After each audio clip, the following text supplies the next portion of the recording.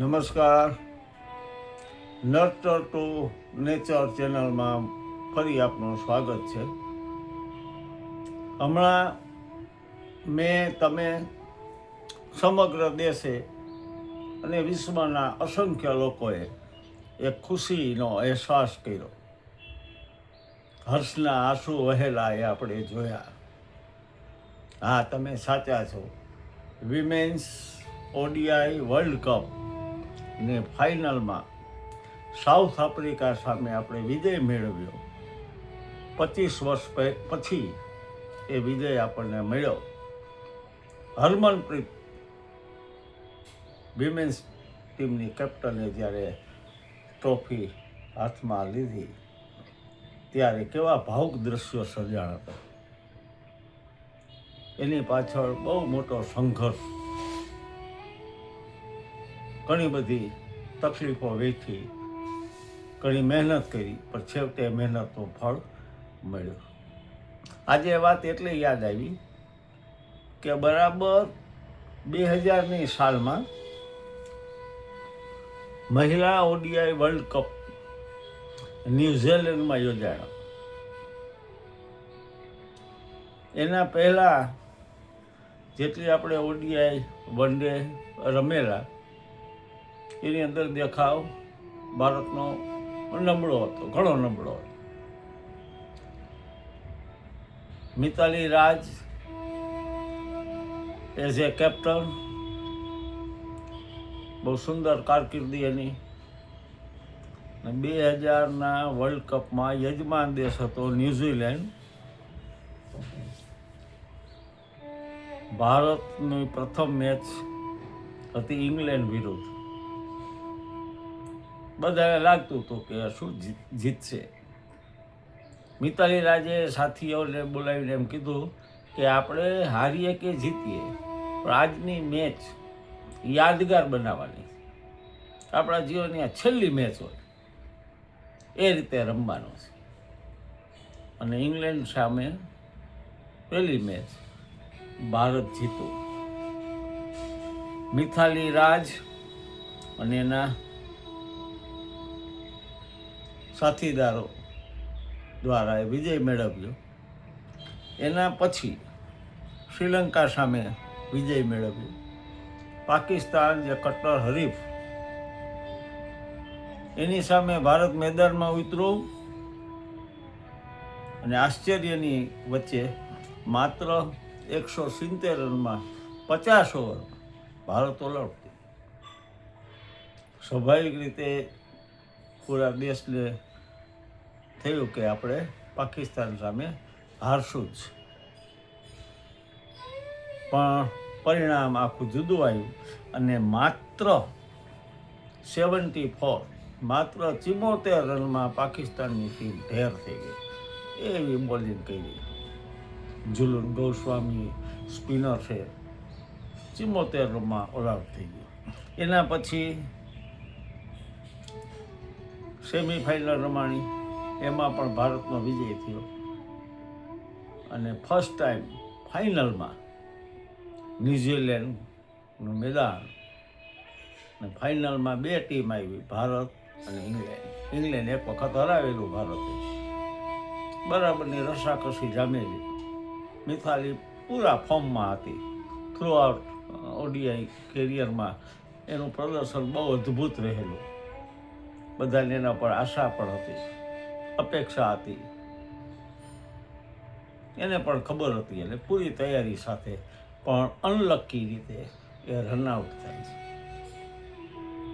Run out થાય છે અને આખા મેચનું પાછું પલટાઈ જાય છે. પ્રયત્નો બધાએ ઘણા કર્યા, પણ નજીવા અંતરથી આમ ભારત ફાઇનલ ચૂકી જાય છે. રનર્સ અપ રહે છે. બીજા નંબરે ભારતની ટીમ રહે છે. પ્રધાનમંત્રી નરેન્દ્ર મોદી સાહેબે તરત જ મેસેજ કર્યો અને અભિનંદન આપ્યા. મિતાલીએ જે કેપ્ટન કીધું, સર અમે વર્લ્ડ કપ જીત્યા નથી, કે જીતવાના પૂરા પ્રયત્નો કર્યા એ બદલ અભિનંદન. તમે રનર્સ અપ તો રહ્યા, અભિનંદન. એ લોકો જ્યારે ભારત પરત ફરે છે ત્યારે એમની કલ્પના નહોતી એવું એનું સ્વાગત કરવામાં આવ્યું. મિથાલી રાજની આજે યાદ એટલા માટે આવે છે કે 8 વર્ષની ઉંમરે ભરતનાટ્યમ તો એ શીખતી, તમિલનાડુની દીકરી, પૂરા દેશમાં એને અલગ અલગ જગ્યાએ ફરવાનું પણ બનેલું. એના પિતાની જે નોકરી હતી એરફોર્સમાં, એટલે પણ એનો જન્મ ત્યાં, ઉછેર ત્યાં થયો. ભરતનાટ્યમ તો એ શીખતી. એની એક મિત્ર બને છે, એનું નામ નૂરી. દીકરી પણ દીકરા જેવા બધા લક્ષણ, મોટાભાગે છોકરાઓ હારે રમતી હોય. એની સંગતાને થાય છે, મિત્રતા થાય છે અને ક્રિકેટ રમે છે. બોલિંગ કરે, આ બેટિંગ કરે. પછી તો બીજી બધી દીકરીઓ ભેગી થઈ, 10-12 દીકરીઓ થઈ રમતી હોય. ત્યાં છોકરાઓ આવે કે એ હતા અમારા બધા, ચાલો ભાગો ભાગો. ત્યારે એક વ્યક્તિ ત્યાં ઊભા હોય છે, એ જોતા હોય છે. મિતાલીની બેન પણ નૂરીએ કીધું કે અમે જતા રહી, તમે આને મીઠુંને, એને ગુલામનું નામ હતું મીઠું, કે મીઠુંને આઉટ કરી દો, અમે જતા રહી.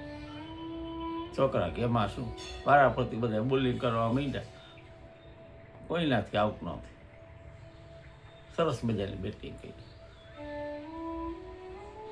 એ પ્રસંગને જે જોતા હતા એ હતા સંપત સર. સંપત સર ભારત તરફથી એક ટેસ્ટ રમેલા. એ સંપત સરે જોયું કે આ છોકરીની અંદર નેચરલી ગુણ છે, એના ઘરે કહે છે અને એને પછી ટ્રેન કરે છે.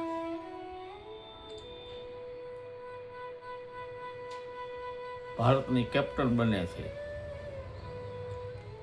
એટલે વારંવાર એક વાક્ય સર કહેતા કે રાહો મેં રૂકના થકના મના હે. ત્યારે ભેદભાવ પણ ઘણો હતો. વિમેન્સ ટીમને એટલા ફેસિલિટી ને બધી ન મળતી, પણ જે કાંઈ ફેસિલિટી હતી, કે જે કાંઈ સ્પોન્સર હતા, કે જે કાંઈ પરિસ્થિતિ હતી, એ સામે પણ તમે મિથાલી રાજનો રેકોર્ડ જુઓ તો પહેલી જ મેચ એને રમી 1999માં આયર્લેન્ડ સામે, અને પહેલી જ ઓડીઆઈમાં 114 રન. 200 ઓડીઆઈ રમી. વિશ્વની એકમાત્ર ખેલાડી છે કે જેને 200 ઓડીઆઈ રમી હોય. 7,805 7,805 રન ઓડીઆઈમાં એના નામે છે. 2,000 રન છે એના T20માં. અને વિશ્વની ધ યંગેસ્ટ કેપ્ટન. આ વાત એટલા માટે કરું છું તમને મિત્રો કે તમારી દીકરીને, તમારા દીકરાને, પૂરા પરિવારને એ પિક્ચર જોવા જેવું છે. પિક્ચરનું નામ છે શાબાશ મીઠો. હોટસ્ટાર અને નેટફ્લિક્સ ઉપર સ્ટ્રીમિંગ થઈ રહ્યું છે, એમાં આપણે મળી જશે. તાપસી પન્નુએ રોલ કર્યો છે મિતાલી રાજનો, બહુ સુંદર રોલ કર્યો છે. આમાં તમે થોડીક તમને અલગ ઝલક કીધી છે. ઘણા સંઘર્ષ આવે છે, એની સાથીને જે ખેલાડી હોય છે એને પણ ઘણા સંઘર્ષ છે. પણ એ ખરેખર બાયોપિક જોવા જેવી છે. આમે બાયોપિક છે ને એ ઇન્સ્પિરેશન આપે, પ્રેરણા આપે. બાયોગ્રાફી વાંચીએ તો પણ આપણને આનંદ થાય. કદાચ ન વાંચી શકાય, આ તો જોઈ શકાય. તો પ્રેરણાત્મક છે. આપણા સહપરિવાર ઘરે બેઠા જોઈ શકશો. હોટસ્ટારમાં છે, નેટફ્લિક્સમાં સ્ટ્રીમિંગ છે અત્યારે. શાબાશ મીઠો. ઝુલન ગોસ્વામીની બાયોપિક પણ મોટાભાગે તૈયાર થઈ ગઈ છે ફિલ્મ, એ પણ ટૂંક સમયમાં આવશે. આવી બાયોપિક જોઈ તમે 1983 જોયું હશે, એ પણ બાળકોને બતાવવા જેવું છે કે કપિલ દેવને 1983માં ફર્સ્ટ વર્લ્ડ કપ આપણે જીતા ત્યારે કેવી પરિસ્થિતિ હતી, કેવી રીતે રમેલા, અને એમાં બહુ સરસ એક્ટિંગ કરી છે. કાલે ફરી વિડીયો સાથે મળશું. ચેનલને આપ જે રીતે આવકારો છો એ બદલ ધન્યવાદ. લાઇક્સ કરજો, ફોરવર્ડ કરજો, સબસ્ક્રાઈબ ન કરી હોય તો સબસ્ક્રાઈબ કરજો. મળીએ ફરી. ધન્યવાદ. પ્રણામ. જય અરુણાચલ.